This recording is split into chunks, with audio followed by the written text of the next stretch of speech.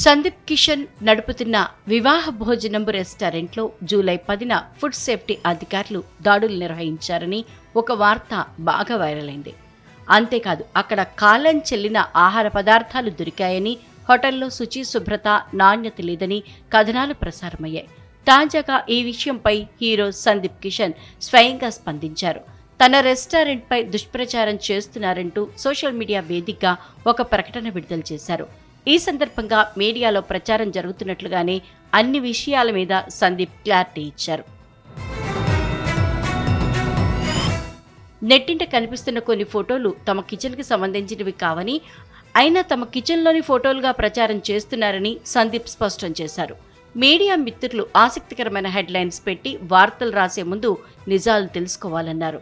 తాము గత 8 ఏళ్లుగా వివాహ భోజనంబు అనే పేరుతో చాలా నమ్మకమైన సేవలు అందిస్తూ వస్తున్నామని, కస్టమర్ల ప్రేమాభిమానాల్ని ఎప్పుడూ వృధా కానివ్వలేదని అన్నారు. ఇక 2022 ఎక్స్పైరీ డేట్తో ఉన్న చిట్టిముత్యాలు రైస్ బ్యాగ్ తమ హోటల్లో ఉన్న మాట వాస్తవమేనని ఒప్పుకున్నారు సందీప్ కిషన్.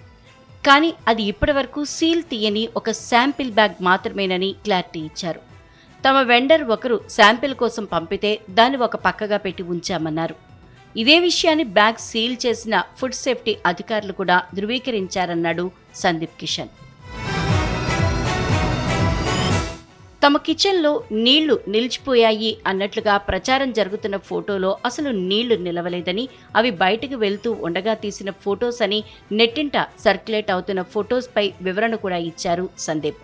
తాము గంటకు కిచెన్ క్లీన్ చేస్తూనే ఉంటామని, అంతేకాక మీడియాలో ప్రచారం జరుగుతున్నట్లు తామేం టేస్టింగ్ సాల్ట్ వంటివి అసలు ఉపయోగించటం లేదని చెప్పారు. వీటికి సంబంధించిన ఫోటోలు తమ కిచెన్కు సంబంధించినవి కాదని చెప్పాడు.